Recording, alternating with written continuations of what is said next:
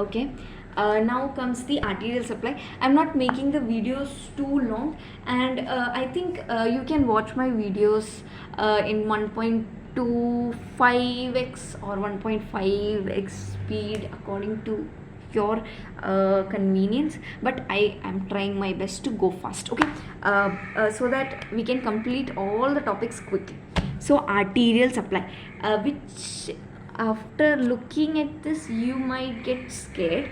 So arterial supply of the internal capsule is the most important. This is going to be the clinical question.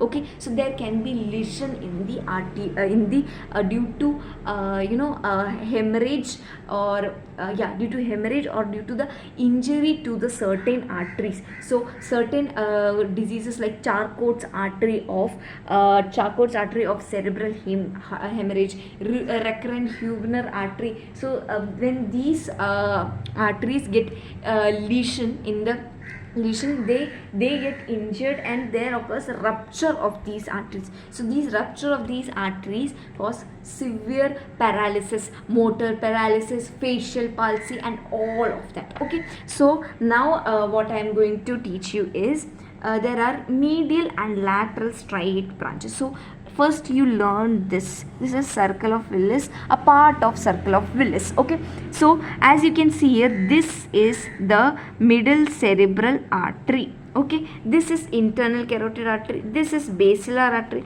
this is posterior cerebral artery, this is posterior communicating artery. So circle of Willis is formed by vertebral arteries and internal carotid artery. So this we have drawn is the internal carotid artery. Here is the middle cerebral artery cross section. This is anterior cerebral artery. This is posterior communicating artery. This is posterior cerebral artery. This is basilar artery. This is anterior choroidal artery. So branches from these arise and supply the certain parts.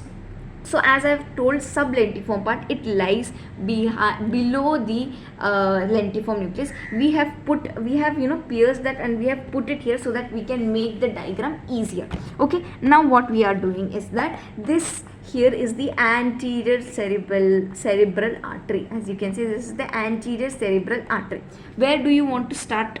From anterior cerebral artery. Okay, so we're going to start from the anterior cerebral artery. From the anterior cerebral artery, it will be supplying the anterior limb and the genu. So it has two parts. It will be supplying anterior limb and the genu. Anterior limb and the genu. Then comes the internal carotid. Internal carotid supplies what?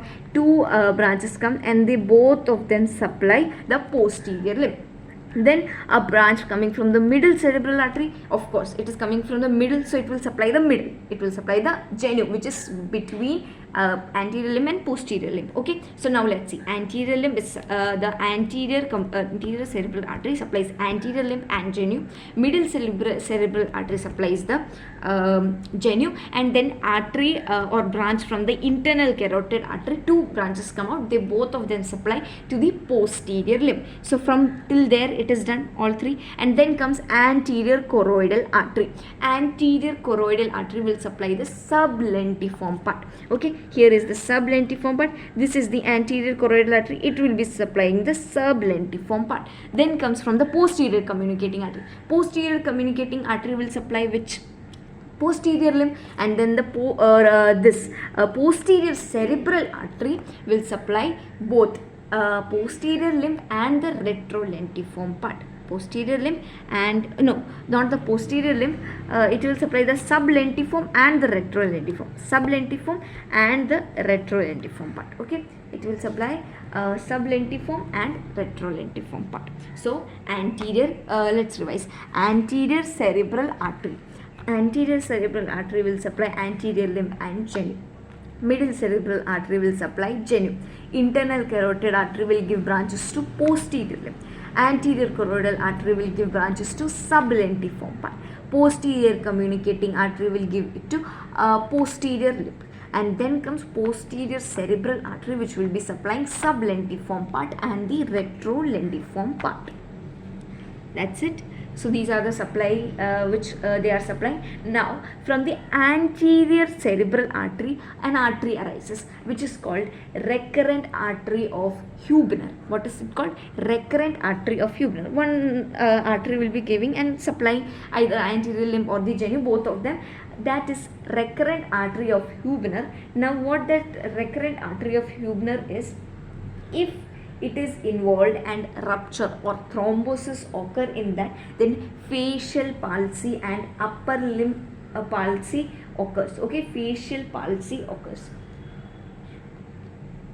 and facial palsy on the same side occurs. Okay, now corticonuclear fibers are also affected by this lesion in a genu, and there could be associated upper motor neuron palsy of motor nuclei, that is facial palsy can occur if recurrent artery of Huebner is affected, thrombosed or ruptured. Now there is a second artery which is called Charcot's artery. What is called Charcot's artery? Now from where is this Charcot's artery arising from? Middle cerebral artery. So from the middle cerebral artery, where it is supplying? Middle cerebral artery is supplying the genu. So middle cerebral artery, one of the artery is Charcot's artery. Charcot's artery of hemorrhage. If hemorrhage occurs there, it supplies the which part? Commonly it supplies the genu, right?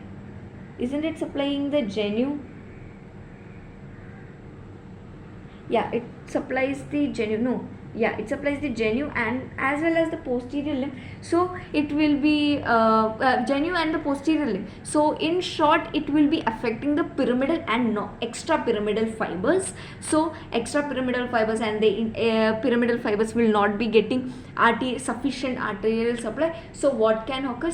Hemiplegia can occur, or motor paralysis, upper motor neuron paralysis can occur. Hence internal capsule is a very important what do you say, essay question, and you need to learn that. Okay, in my next class I might be doing what will I be doing? What am I supposed to do? What do you guys want me to do? I will be doing lateral ventricle for sure. And I will be doing fornix also. Okay, fornix is also a projection fiber which is also important, so I will do that too. Okay, I will do fornix also for you. As you can see here, doesn't this look pretty? Thank you. Okay, thank you.